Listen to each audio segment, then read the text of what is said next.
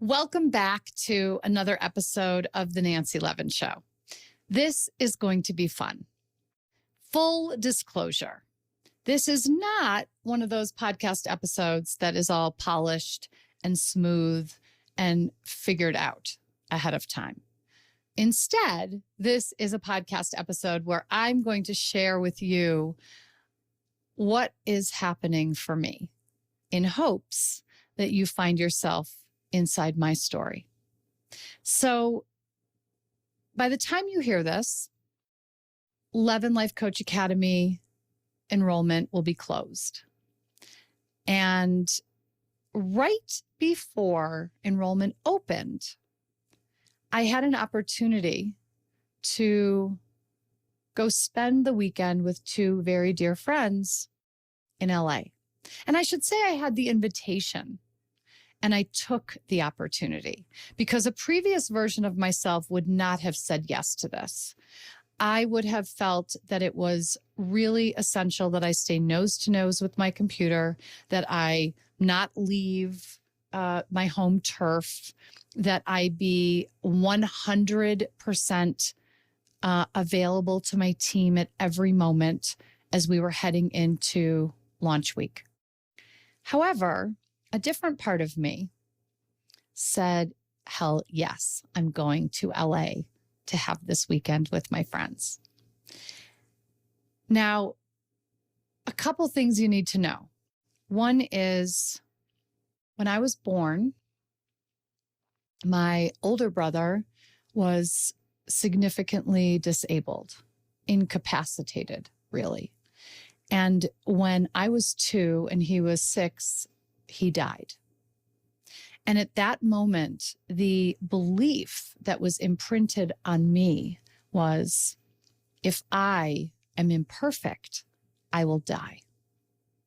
And thus began my quest for perfectionism. And there is, in my mind, a correlation between perfectionism and responsibility. I have had several astrology readings, psychic readings, you name it, readings. And each one has some flavor of, and one psychic once told me this, you were born with an R on your forehead for responsibility. And this feels very true. My younger years, and even my not so long ago years, were completely rooted in my being responsible, my being hypervigilant, my being on high alert. And I know that this stems from this experience of not being able to save my brother, not being able to heal a grief in my parents that could never be healed. And this turned me into a person who didn't want to be out of control, who didn't want to do anything that was frivolous. And ultimately, that meant not doing anything spontaneous. So I had lived my life quite calculated, I would say. I had lived my life projecting this image of perfection to the world, managing the perception of others, only wanting to be seen a certain way. Here's what happens. When I am holding the pole of control and rigidity and fear and responsibility, hyper responsibility, vigilance, I'm going to attract toward me the people who possess the other qualities. So this is shadow work in a nutshell. Any quality I disown, like play, fun, will be reflected back to me by others. And so, no surprise, the man I married was all about recreation, fun, play on steroids. That was his whole jam. Fun, play, recreation. And it triggered me because those are qualities that I saw as being frivolous, careless, irresponsible, lazy. And because I had disowned those qualities, I wanted no part of the fun. Fast forward to post-divorce, I attract into my world yet another man who is all about the fun, all about the recreation, all about the play. And I am continued to be triggered because I can't see the value in fun or play.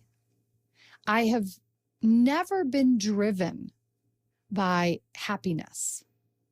I have been driven by meaning or satisfaction or fulfillment, but happiness has not been a driver, and nor has fun.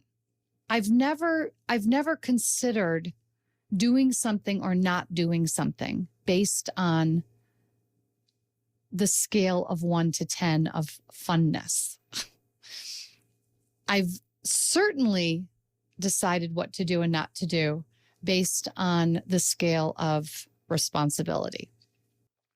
So post these relationships, I have really been sitting with this inquiry around what drives me, what feels most important to me, and what are the elements of responsibility or ambition that have me feeling in control, whereas fun and play feels out of control.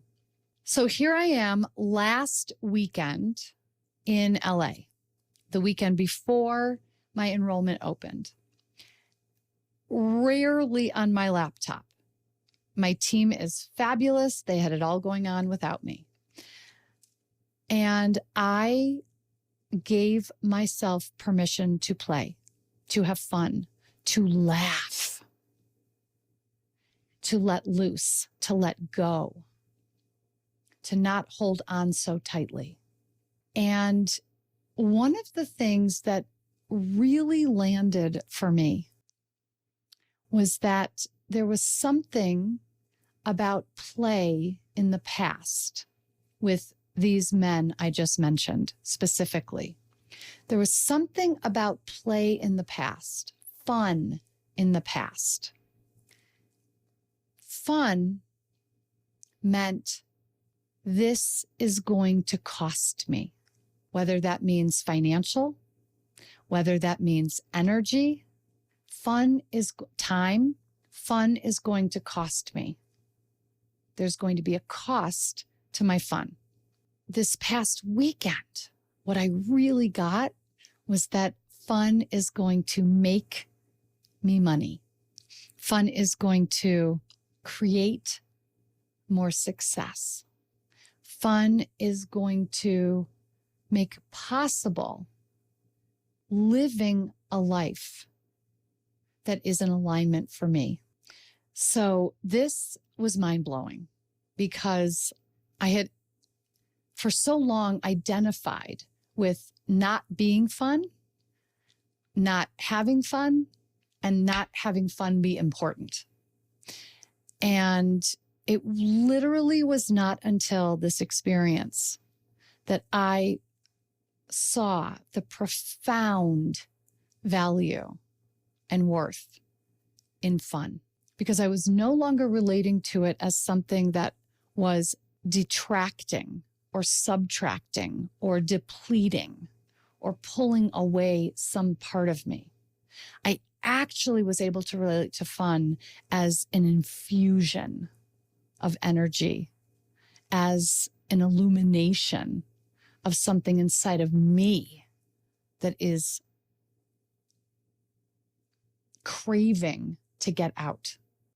And I wonder if you relate to this even around fun, but I wonder if you notice that there is something that you have vilified your whole life, that you have identified as bad or wrong or frivolous or unimportant, and you have deprived yourself of it. In my latest book, Embrace Your Shadow to Find Your Light, there is a whole section. One of the alchemical steps of shadow work is on nourishment. And in there, I share about our shadow desires. I share about the desires we do not give ourselves permission to fulfill.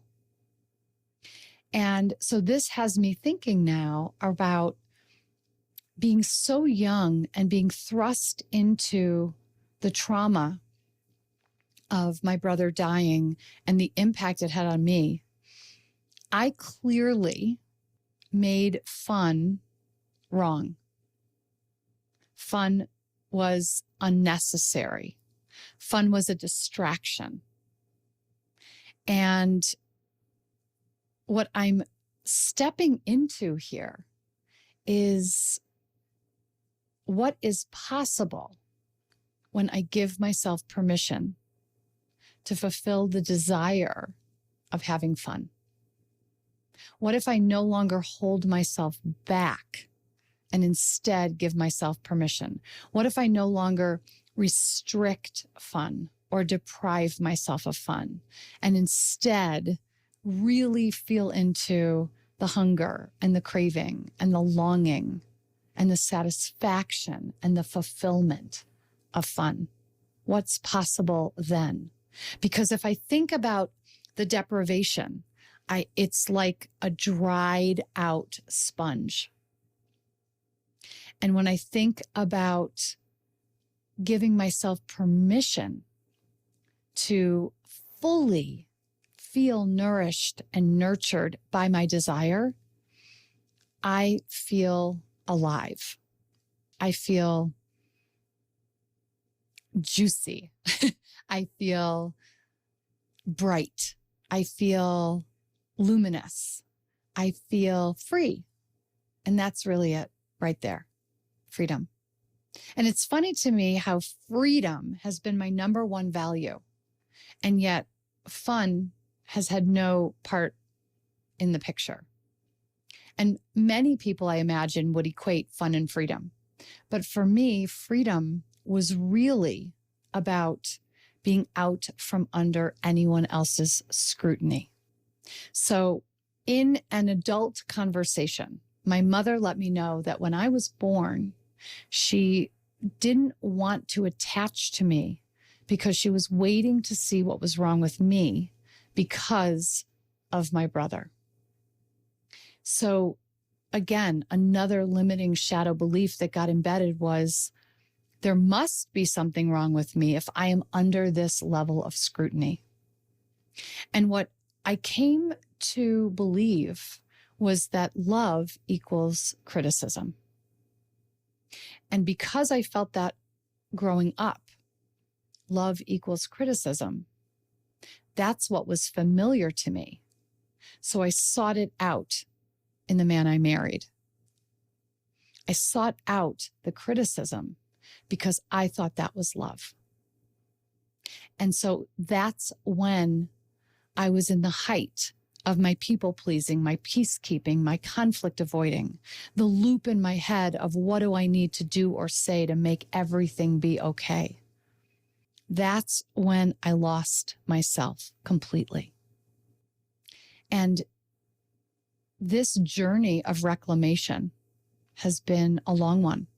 My divorce, my leaving my position at Hay House, another relationship that ended,